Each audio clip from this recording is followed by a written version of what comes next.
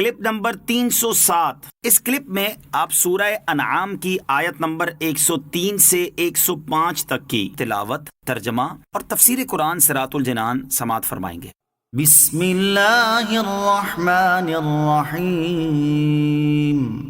ترجمہ، اللہ کے نام سے شروع جو نہایت مہربان رحمت والا ہے۔ لا تدركه الابصار وهو يدرك الابصار وهو اللطيف الخبير۔ ترجمہ، آنکھیں اس کا احاطہ نہیں کر سکتی اور وہ تمام آنکھوں کا احاطہ کیے ہوئے ہے، اور وہی ہر باریک چیز کو جاننے والا بڑا خبردار ہے۔ لا تدركه الابصار، آنکھیں اس کا احاطہ نہیں کر سکتی۔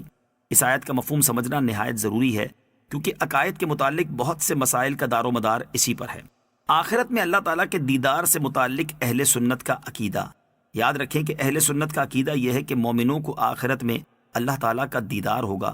اہل سنت کا یہ عقیدہ قرآن و حدیث، اجماع صحابہ اور اکابر بزرگان دین کے کثیر دلائل سے ثابت ہے۔ دیدار الہی کے قرآن پاک سے 3 دلائل۔ ارشاد باری تعالیٰ ہے، وجوہ یومئذ ناظرہ الی ربها ناظرہ۔ ترجمہ، کچھ چہرے اس دن تر و تازہ ہوں گے، اپنے رب کو دیکھتے ہوں گے۔ اللہ عز و جل نے ارشاد فرمایا، للذین احسنوا الحسنى وزیادہ۔ ترجمہ، بھلائی والوں کے لیے بھلائی ہے اور اس سے بھی زائد۔ سیاہ ستہ کی بہت حدیثیں یہ ثابت کرتی ہیں کہ اس آیت میں زیادت سے دیدار الہی مراد ہے۔ نمبر 3، حضرت موسیٰ علیہ السلام نے اللہ عز و جل کی بارگاہ میں عرض کی، ربی ارینی انظر الیک، اے میرے رب مجھے اپنا دیدار دکھا کہ میں تجھے دیکھوں۔ اس پر انہیں جواب ملا، لن ترانی، تو مجھے ہرگز نہ دیکھ سکے گا۔ اس آیت مبارکہ میں اللہ تعالیٰ نے یہ نہیں فرمایا کہ میرا دیدار ناممکن ہے، کیونکہ حضرت موسیٰ علیہ السلام عارف باللہ ہیں۔ اگر دیدار الہی ممکن نہ ہوتا تو آپ ہرگز سوال نہ فرماتے۔ اس سے ثابت ہوا کہ دیدار الہی ممکن ہے۔ دیدار الہی کے احادیث سے 3 دلائل، احادیث بھی اس بارے میں بکثرت ہیں۔ ان میں سے 3 احادیث سماعت کیجیے۔ نمبر 1، مسلم شریف کی حدیث میں ہے کہ جنتیوں کے جنت میں داخل ہونے کے بعد اللہ تعالیٰ فرمائے گا، کیا تم چاہتے ہو کہ تم پر اور زیادہ عنایت کروں؟ وہ عرض کریں گے، یا رب عز و جل، کیا تو نے ہمارے چہرے سفید نہیں کیے؟ کیا تو نے ہمیں جنت میں داخل نہیں فرمایا؟ کیا تو نے ہمیں دوزخ سے نجات نہیں دی؟ رسول اللہ صلی اللہ تعالیٰ علیہ وسلم نے فرمایا، پھر پردہ اٹھا دیا جائے گا تو دیدار الہی انہیں ہر نعمت سے زیادہ پیارا ہوگا۔ نمبر 2، حضرت جریر بن عبداللہ رضی اللہ تعالیٰ عنہ فرماتے ہیں، ہم سرور کائنات صلی اللہ تعالیٰ علیہ وسلم کی بارگاہ میں حاضر تھے کہ رات کے وقت آپ صلی اللہ تعالیٰ علیہ وسلم نے چاند کی طرف دیکھ کر فرمایا، ان قریب تم اپنے رب عز و جل کو دیکھو گے جیسے اس چاند کو دیکھتے ہو، اور اسے دیکھنے میں کوئی دقت محسوس نہ کرو گے۔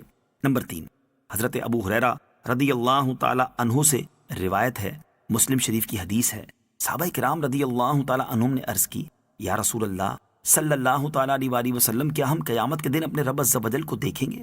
ارشاد فرمایا، کیا دوپہر کے وقت جب بادل نہ ہو تو سورج کو دیکھنے میں تمہیں کوئی تکلیف ہوتی ہے؟ عرض کی نہیں۔ ارشاد فرمایا، 14ویں رات کو جب بادل نہ ہو تو کیا تمہیں چاند دیکھنے سے کوئی تکلیف ہوتی ہے؟ صحابہ کرام نے عرض کی نہیں۔ ارشاد فرمایا، اس ذات کی قسم جس کے قبضہ قدرت میں میری جان ہے، تمہیں اپنے رب عز و جل کو دیکھنے میں صرف اتنی تکلیف ہوگی جتنی تکلیف تم کو سورج یا چاند دیکھنے سے ہوتی ہے۔ ان دلائل سے ثابت ہو گیا کہ آخرت میں مومنین کے لیے دیدار الہی شرع میں ثابت ہے، اور اس کا انکار گمراہی۔ گمراہ لوگ اس آیت کے ذریعے اللہ عز و جل کے دیدار کا انکار کرتے ہیں۔ ہم یہاں آیت کا مفہوم بیان کرتے ہیں، اس سے سارا معاملہ واضح ہو جائے گا۔ آیت کے مفہوم کو کافی آسان کیا ہے، لیکن پھر بھی اسے مکمل طور پر علماء ہی سمجھ سکتے ہیں، لہٰذا عوام کی خدمت میں یہی عرض ہے کہ اوپر تک جو بیان ہوا وہی ان کے لیے کافی ہے، اور نیچے اب جو بحث آ رہی ہے اس پر زیادہ دماغ نہ لڑائیں، اور اگر ضروری ہی سمجھنا ہے تو کسی صحیح العقیدہ ماہر سنی عالم سے سمجھیں۔ قد جاءكم بصائر من ربكم فمن أبصر فلنفسه ومن عمي فعليها وما أنا عليكم بحفيظ۔ ترجمہ، بے شک تمہارے پاس تمہارے رب کی طرف سے آنکھیں کھولنے والی دلیلیں آ گئیں، تو جس نے انہیں دیکھ لیا تو اپنے فائدے کے لیے ہی کیا، اور جو دیکھنے سے اندھا رہا تو یہ بھی اسی پر ہے، اور میں تم پر نگہبان نہیں۔ قد جاءکم، بے شک تمہارے پاس آ گئیں، یعنی اے حبیب صلی اللہ تعالیٰ علیہ وسلم، آپ لوگوں سے فرما دیں کہ تمہارے پاس تمہارے رب عز و جل کی طرف سے توحید، نبوت، مرنے کے بعد دوبارہ زندہ کیے جانے اور حساب و جزا سے متعلق دل کی آنکھیں کھول دینے والی دلیلیں آ گئیں۔ تو جس نے دل کی آنکھ سے حق کو دیکھا اور اس پر ایمان لے آیا تو اس میں اس کا اپنا فائدہ ہے، اور جو حق ظاہر ہونے کے باوجود اسے دیکھنے سے اندھا رہا اور اس پر ایمان نہ لایا تو اس میں نقصان بھی اس کا اپنا ہے۔ اور میں تم پر نگہبان نہیں کہ تمہارے اعمال اور افعال کی نگہبانی کرتا پھروں، بلکہ میں تمہاری طرف تمہارے رب عز و جل کا رسول ہوں تاکہ اس کا پیغام تم تک پہنچا دوں، جبکہ اللہ تعالیٰ تم پر نگہبان ہے، اس سے تمہارے اعمال اور احوال میں سے کچھ بھی چھپا ہوا نہیں ہے، اور وہی تمہیں تمہارے اعمال کی جزا دے گا۔ وَكَذَلِكَ نُصَرِّفُ الْآيَاتِ وَلِيَقُولُوا دَرَسْتَ وَلِنُبَيِّنَهُ لِقَوْمٍ يَعْلَمُونَ۔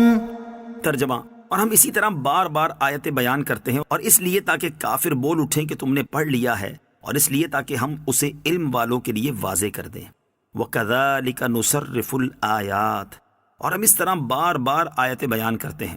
آیت کا مفہوم یہ ہے کہ ہم بار بار اپنی آیتیں بیان کرتے ہیں تاکہ لوگ عبرت حاصل کریں، نیز ان پر اللہ عز و جل کی حجت قائم ہو جائے۔ لیکن کافروں کی حالت یہ ہے کہ اس سے عبرت حاصل نہیں کرتے، بلکہ ان آیات کے نازل ہونے کا نتیجہ کافروں کے حق میں یہ نکلتا ہے کہ وہ بول اٹھتے کہ اے محمد صلی اللہ تعالیٰ علیہ وسلم، تم نے گزشتہ کتابوں کو پڑھ لیا ہے اور وہی پڑھ کر ہمیں بتا